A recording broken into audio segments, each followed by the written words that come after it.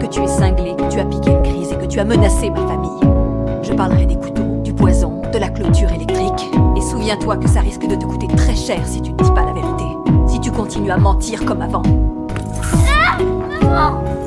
Je ne suis pas ta maman. Je m'appelle Natalia. Après avoir avoué sous la pression de ma mère adoptive que j'étais une fraudeuse de 22 ans, elle m'a impitoyablement abandonnée dans un quartier en ruine et déserté. Il n'y avait pas de lumière, juste l'odeur de la décomposition. J'étais seule, errant dans les rues, me nourrissant des restes trouvés dans les poubelles. Je marchais pieds nus, mes pieds étaient couverts de plaies. Chaque pas ressemblait à marcher sur des lames brûlantes. Alors que je pensais que je finirais par mourir comme un chien errant dans un coin sans bruit, Cynthia est apparue. Elle était comme une lumière pénétrant dans l'abîme, me demandant doucement si j'avais besoin d'aide. Assise dans sa voiture, la chaleur enveloppait mon corps glacé. À cet instant, en regardant les rues délabrées à travers la fenêtre, j'ai eu la première illusion étrange de ma vie. Peut-être que cet endroit n'était pas totalement un enfer. De retour dans ce que j'appelais chez moi, le réfrigérateur était tellement vide qu'il aurait pu affamer un rat et la table était pleine de lettres de mise en demeure. Son regard était rempli de compassion. Elle insista pour m'emmener au supermarché et m'invita chaleureusement à dîner chez elle.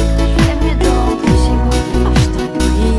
Je sais que ces dramates te fait envie. J'hésitais. La raison me disait de fuir cet inconnu, mais le désir au fond de moi a fini par triompher de la peur. Sa maison était derrière l'église, remplie des rires des enfants, une chaleur que je n'avais jamais ressentie. À cet instant, j'ai presque oublié toute ma souffrance. À table, le mari de Cynthia m'a demandé de quelle famille je venais. Et encore une fois, j'ai dit un mensonge. Je suis pas une enfant, j'ai 22 ans. Tout va bien, chérie. On en parlera tout à l'heure. Cynthia m'a gentiment interrompu, se mettant devant moi comme une poule protégeant son poussin. Ce soir-là, elle m'a gardée pour regarder un film. Et je te ramène chez toi dès que c'est terminé. Si c'est juste pour quelques heures de plus, je veux bien rester. Parfait, on fait comme ça. Ce soir-là, j'ai entendu une dispute entre elle et son mari. Il doutait que je sois une fraudeuse, mais il pensait aussi que j'étais envoyée par Dieu pour les aider. Le lendemain, elle ne m'a pas ramenée chez moi, mais m'a emmenée à la clinique.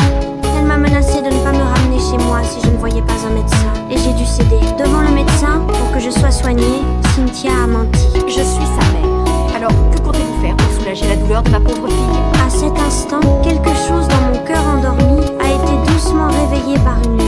Sur le chemin du retour, Cynthia a proposé de m'aider à rétablir mes allocations de sécurité sociale en les transférant à son nom, afin que Christine ne puisse plus contrôler mon argent.